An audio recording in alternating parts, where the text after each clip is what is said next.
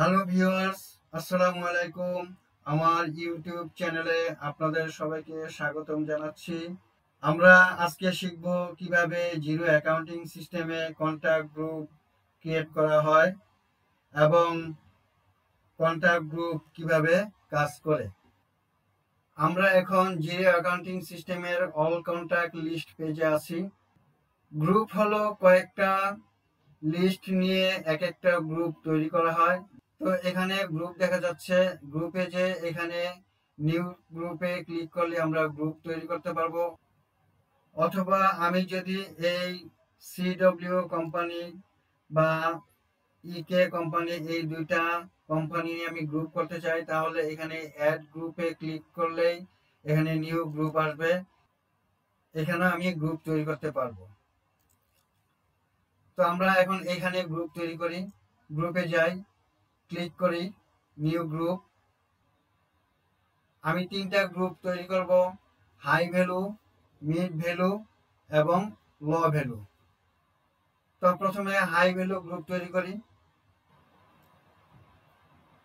High value. Next আরেকটা গ্রুপ তৈরি করব। 2 নম্বরে মিডিয়াম ভ্যালু। 3 নম্বরে আরেকটা গ্রুপ তৈরি করব।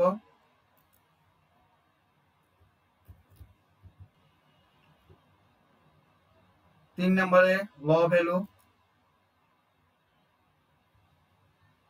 তাহলে আমার তিনটা গ্রুপ তৈরি হলো: হাই ভ্যালু, লো ভ্যালু, মিডিয়াম ভ্যালু। আমি এখন এই অল কন্টাক্ট লিস্ট হতে তাদের কোয়ালিটি বা পারফরমেন্স অনুযায়ী এই গ্রুপগুলোতে অ্যাড করব। আমি এখন এই দুটাকে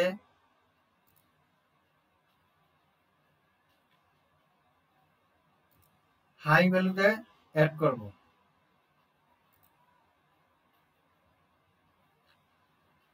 দেখেন এবার হাই ভ্যালুতে এই দুটা অ্যাড হয়ে গেল।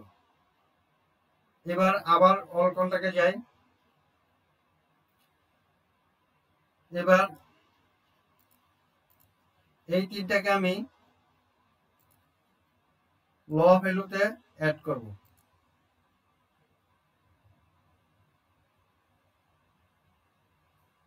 আবার এই দুইটাকে আমি মিডিয়াম ভ্যালুতে অ্যাড করব। তাহলে দেখেন হাই ভ্যালুতে দুইটা, লো ভ্যালুতে তিনটা এবং মিডিয়াম ভ্যালুতে এই দুইটা অ্যাড করলাম।